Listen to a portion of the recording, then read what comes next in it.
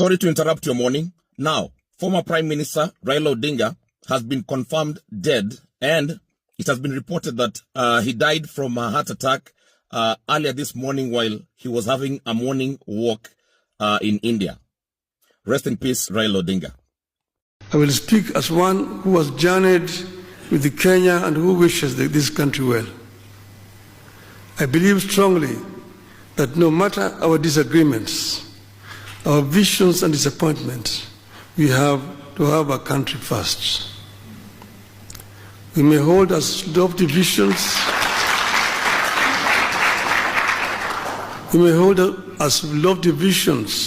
as we wish, but without a country to implement the ideas, they will remain mere wishes and deferred dreams. An imperfect nation making efforts to become a more perfect union is preferable to a nation that went under. So this meeting is taking place at a particularly opportune moment.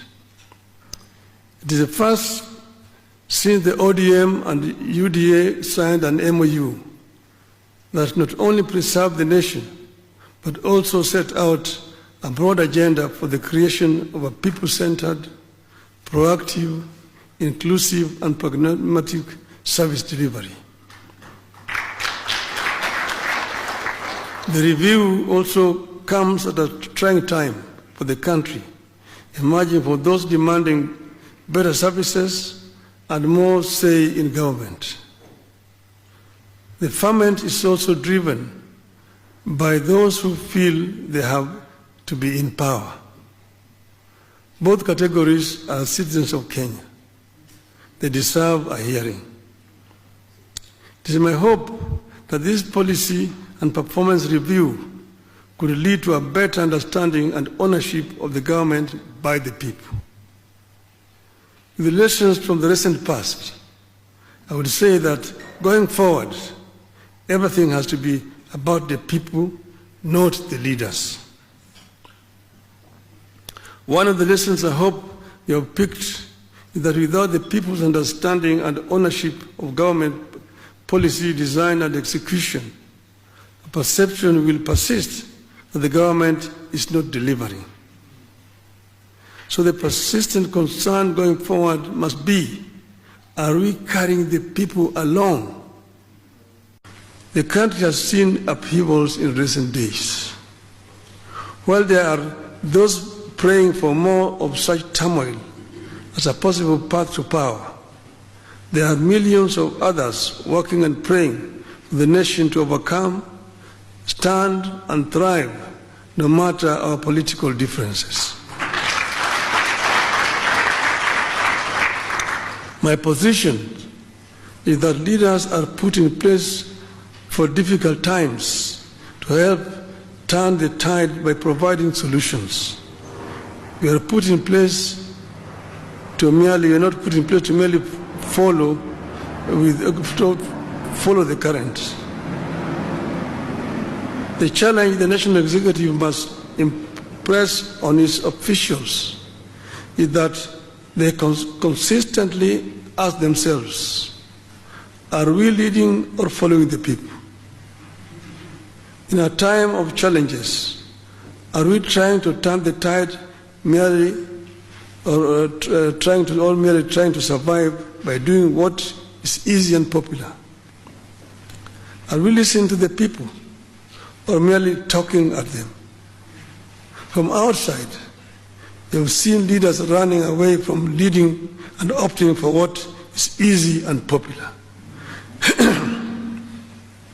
In the budget of 2025-26, we have seen an attempt by the government to address the concerns that led to the upheavals of last financial year. Going forward, the government must look into more avenues for more response to the burdens of the people.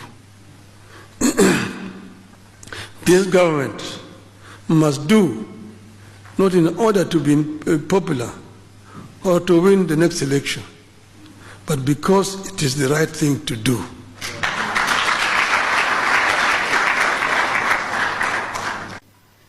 And if you look at Korea in the 60s, it was just like rural Kenya.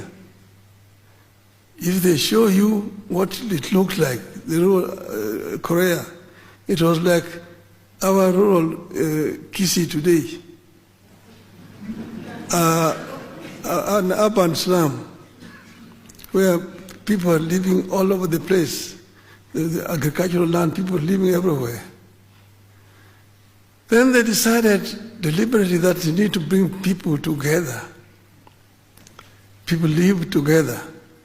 They came up with an idea of, housing. But this housing was not just building shelter for people. You are addressing 5 fundamental issues here.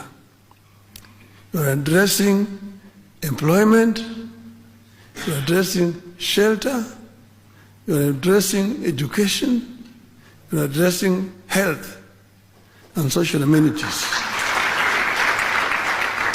So it becomes an integrated development. If you build affordable houses in Kibra and leave it there to people, they will move in. But how are they going to pay the mortgage? You must put up workshops there for them where they're going to work, put a market there where they will sell their wares, okay? And put a school somewhere where the children will go, put a health center somewhere there where if they're sick they'll go, and a social place where they can go for recreation. Or they can go for one for the road after work. Then it becomes sustainable. It becomes sustainable.